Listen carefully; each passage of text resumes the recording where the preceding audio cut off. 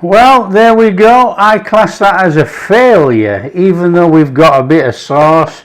We've got a fantastic soft chocolate brownie. Overall, that's the ugliest pudding in the world.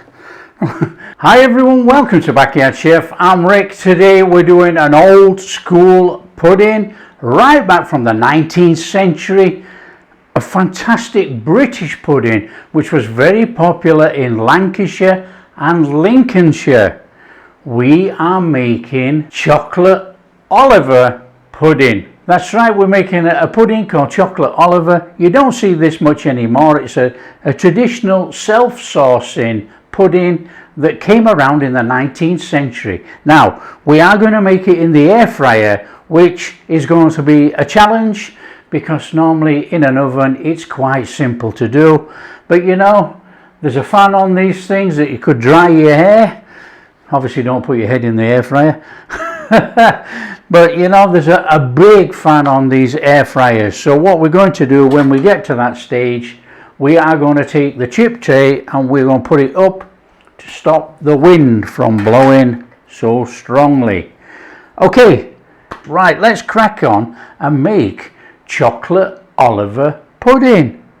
We have a bowl. Now I am going to cheat a little bit here. I'm going to use electric whisk. I have got this to start, but I'm going to use electric whisk because I'm bone idle. We've got a bowl, we've got plain or all-purpose flour, some baking powder, cocoa powder, and we have some sugar. So it's a nice and quick one this. We're just going to give that a little whisky with a hand whisk. That looks lovely, smells fantastic. Okay, we've got an egg and we've got some half and half. Now, half and half, I've mixed this. This is half cream, half milk. Just for richness, you could use all milk. In fact, you could use cream, and I will be using cream for the topping. So I'm using half for the actual pudding itself. So we've got the cream in there and the milk. We're going in there with the egg. Just going to give that a little diddy in there. Just get that in. And this is melted butter or softened butter. That's it. That's as much as the hand whisk going to be. We've got this in here. We've got this in here. We've got this in there.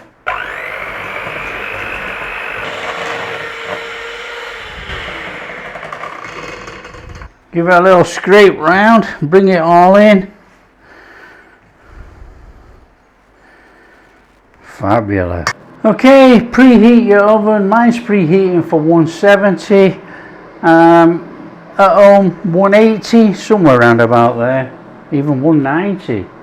You know your own oven. We have a dish. I'm just going to put this in now, look. So when I let it do its thing with that in there, what we probably do is halfway through the cooking, it should have set up on top, so we might take that out because I think this cake is going to come up even in this air fryer. Okay, in here, butter. So in here, a little bit of butter. I've got this 8x8 ish glass tray thing and we are just buttering out. Come up the sides. It might stick. It doesn't matter, we just run a knife round, but you know, let's help it. We put the mix in there, then we heat the cream. It's an odd one, this. So this is go straight in there. Okay, give it a little bit of a smoothie in there.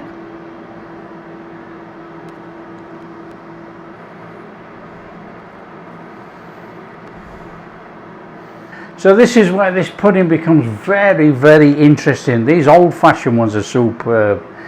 We have to dust over there some cocoa powder and some sugar. And then we're going to pour hot cream over everything. So not being able to see what we're doing as per usual. Get that cocoa on there. As it cooks, the sponge tends to come up and the sauce drops to the bottom. So the chocolatey sauce should be underneath. So when we come to serve it, you can't just cut it out like a cake. You've got to scoop it out because it comes out with the sauce underneath. Fabulous. And then we're going to be taking our sugar. Same with the sugar. Now this is granulated sugar. You can use powdered sugar if you want, but I want that sugar to clump up as it goes in there. Okay, let's just wipe this, because if not, we're going to end up with a burnt sticky mess on the top of our dish. This is really hot cream, and we need to pour it over there and just leave it.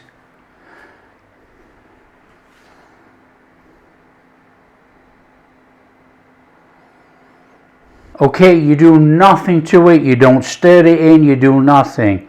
We shove that in the oven now. I don't want those bubbles, obviously. We're going to shove that in the oven. It's going in for about, we're going to check it at 20 minutes. We're using an air fryer. We normally do it for about 30 minutes. So we're going to get that in there. And we're hoping it's going to work in the air fryer.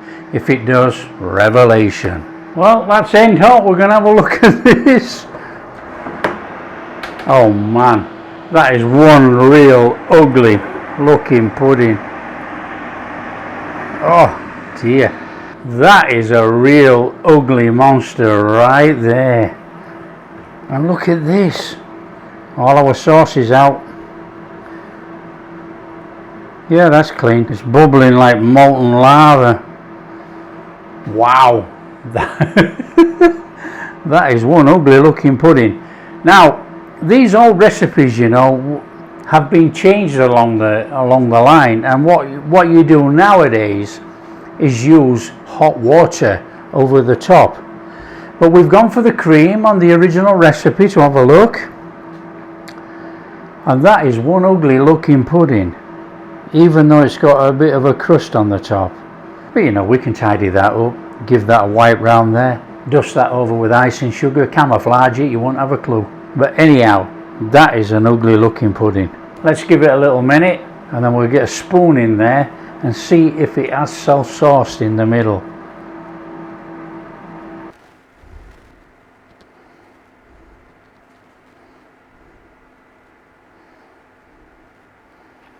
Now I really hate icing sugar, but you know, sometimes it helps out. Now that has just transformed that really ugly looking pudding to a less ugly looking pudding. Fabulous. Now we can't wait to get into this ugly looking pudding. We need to know what's in there. You know, did it actually self-sauce? So we are coming in there like you would do, and you would just scoop it out.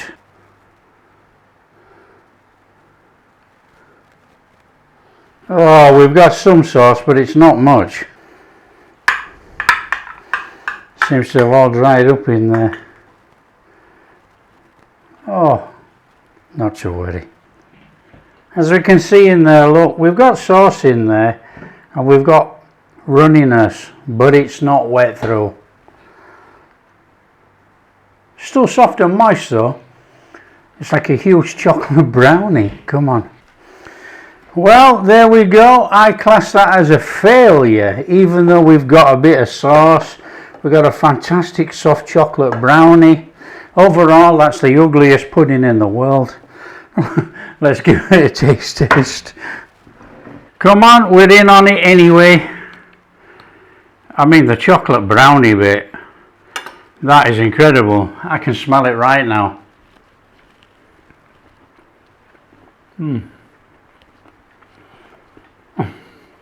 That's quite pleasant actually. It's got a lovely crunch on the top from that cream. Oh, I like that. It's not very self-saucing though. There's enough for moisture, but it's not there's enough for moisture, but it's not the most self-saucing cake I've ever had.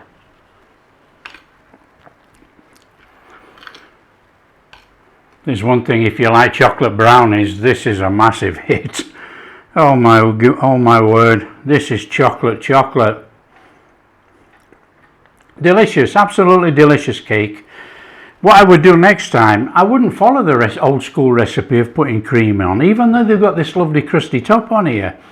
I would go the new modern way of actually using water, because water actually sets it out a little bit more level and you don't have this crust.